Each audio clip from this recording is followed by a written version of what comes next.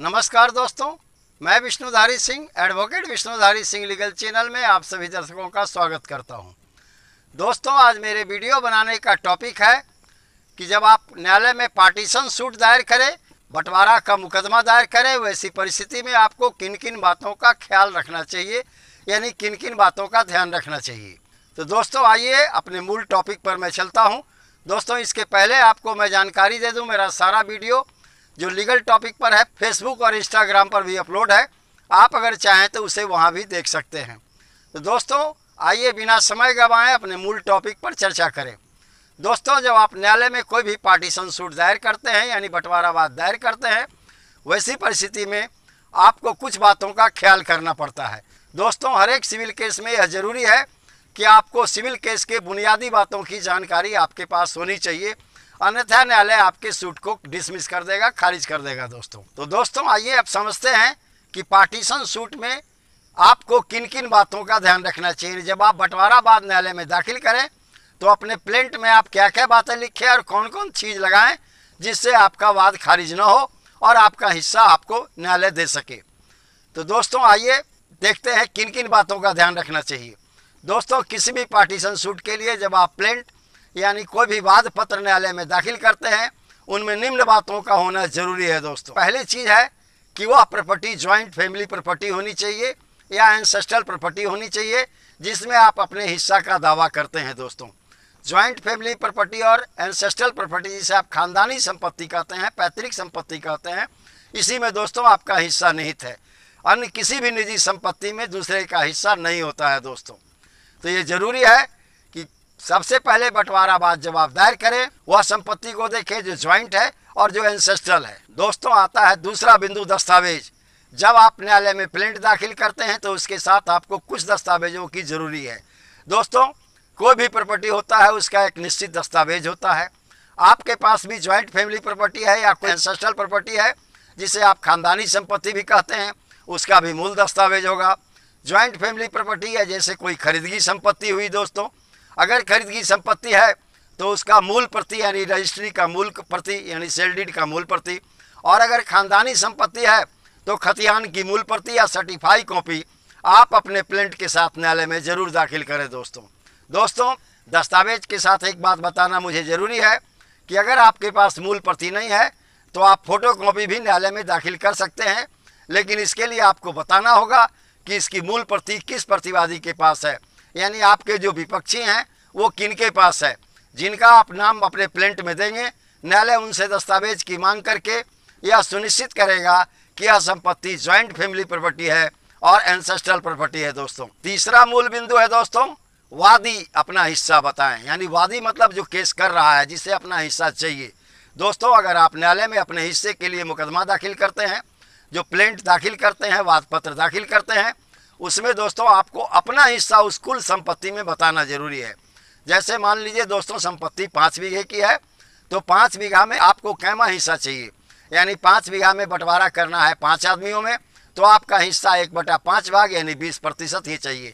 तो आपको यह प्लेंट में अपने वाद पत्र में यह बताना जरूरी होगा कि वादी का हिस्सा यानी मेरा हिस्सा जिसने केस फाइल किया है उसका हिस्सा इस शामिलात संपत्ति में या खानदानी संपत्ति में 1/5 है या 20% है। दोस्तों, अगर आप ऐसा नहीं बताएंगे निश्चित तौर पर न्यायालय आपके प्लेंट को खारिज कर देगा, आपके केस को खारिज कर देगा। दोस्तों, अपना हिस्सा बताने के बाद आपको अपने प्लेंट में अपने वाद पत्र के साथ वंशावली देनी पड़ती है। दोस्तों, किसी भी शामिलात संपत्ति या खानदानी संपत्ति में बहुत लोगों का हिस्सा होता है जो उस खानदान से संबंधित हैं। तो दोस्तों, अगर खतियानी संपत्ति है तो खतियान में जिनका नाम है उनके पूरे वंश का वंशावली, और उसमें जहाँ तक आपका नाम आया है आप अपने हिस्से का वर्णन करें।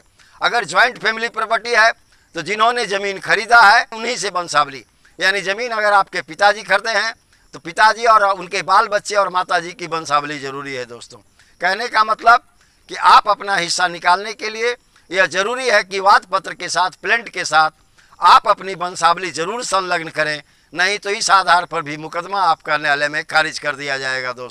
चूँकि दोस्तों इसी वंशावली से यह साबित होता है कि उस शामिलात संपत्ति में या खानदानी संपत्ति में आपका हिस्सा कैसे हुआ और आपका हिस्सा कितना हुआ, यह देना जरूरी है। दोस्तों, अन्यथा आपका सूट खारिज समझा जाएगा। दोस्तों, पांचवा बिंदु है कि आप सिर्फ अपने हिस्से का दावा करें। अन्य हिस्सेदारों का कितना % शेयर है इसका दावा या उसके बारे में वर्णन करने की आपको कोई ज़रूरत नहीं है। चूँकि मान लिया जाए कि आप अपना हिस्सा लेते हैं और अन्य लोग साथ रहना चाहते हैं, वैसी परिस्थिति में अन्य लोग साथ रह सकते हैं, सिर्फ आपका अपना हिस्सा अलग निकाल के आपको दे दिया जाएगा। अगला बिंदु है, यह है वैल्यूएशन। दोस्तों, सारे संपत्ति का वैल्यूएशन आपको प्लेंट पत्र में देना जरूरी है। दोस्तों, जैसे मान लीजिए खानदानी संपत्ति 10 बीघा है, 10 बीघा का वैल्यूएशन अगर 10 लाख रुपए बीघा के अनुसार से 1 करोड़ हुआ, आपका उसमें 1/5 हिस्सा है। आपका 1/5 हिस्सा का मतलब 20% है, तो 1 करोड़ का 20% हुआ 20 लाख, यानी 20 लाख का ही आपको कोर्ट फीस न्यायालय में जमा करना होगा।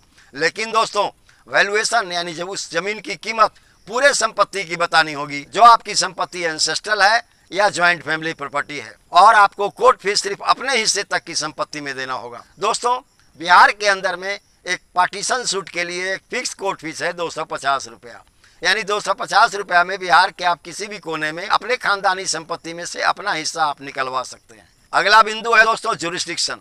दोस्तों, ये बड़ा इंपॉर्टेंट चीज है और इसे ध्यान देने की चीज है। दोस्तों, केस उसी न्यायालय में फाइल किया जाना चाहिए जिस न्यायालय के क्षेत्राधिकार में आपके खानदानी या आपकी ज्वाइंट फैमिली प्रॉपर्टी अवस्थित है, यानी जिस न्यायालय के क्षेत्राधिकार में वह संपत्ति वर्तमान में है, तो उसी न्यायालय के अंदर में आपको बंटवारा दायर करना चाहिए।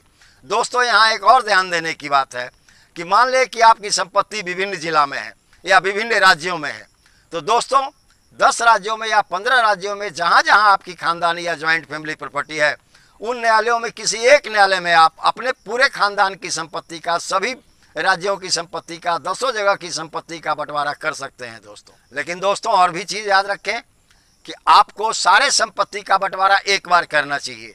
ऐसा ना हो कि 4 संपत्ति का बंटवारा अभी कर लिया और 5 संपत्ति का बाद में करेंगे, ये टेक्निकली गलत होगा। दोस्तों, आप जितने भी संपत्ति आपके पास खानदानी है, सभी संपत्ति को एक बाद पत्र में शेड्यूल बना कर दें और उसका बंटवारा एक ही बार में कर लें। दोस्तों, यही न्याय संगत होगा, वरना बाद में चल के आपको परेशानी भी हो सकती है।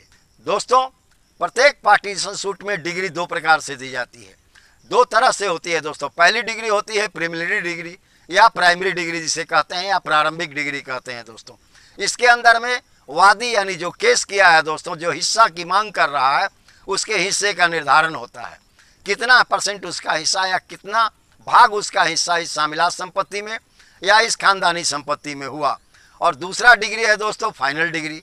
जब प्रीलिमिनरी डिग्री बन जाती है, उसके बाद न्यायालय किस तरह से वादी का हिस्सा शामिलात संपत्ति में से निकाल करके वादी को दे, इन तरीकों का वर्णन करता है। दोस्तों, तो दोस्तों, इस प्रकार आप समझ गए होंगे कि जब कभी आप कोई पार्टीशन सूट दायर करें तो आपको किन किन बातों का ध्यान रखना चाहिए। पार्टीशन सूट पर आपके करीब करीब सभी सवालों का जवाब आपको दे दिया गया। दोस्तों, यहीं पर मेरा वीडियो संपन्न होता है। अब विशेष अगले वीडियो में, अगर मेरा यह वीडियो आपको पसंद आया तो आप इसे लाइक करें, सब्सक्राइब करें, अपने सगे संबंधी और दोस्त यारों को शेयर करें, ताकि उन लोगों को भी यह पता लग सके कि अगर उन्हें पार्टीशन सूट करना है तो इन प्रक्रियाओं जो मैंने इस वीडियो में बताया, उन प्रक्रिया और उन बिंदुओं पर ध्यान देंगे तो उनकी भी संपत्ति, उनके भी हिस्से की संपत्ति उन्हें निश्चित तौर पर मिलेगी, अन्यथा मुकदमा खारिज कर दिया जाएगा। धन्यवाद दोस्तों। अब विशेष अगले वीडियो में।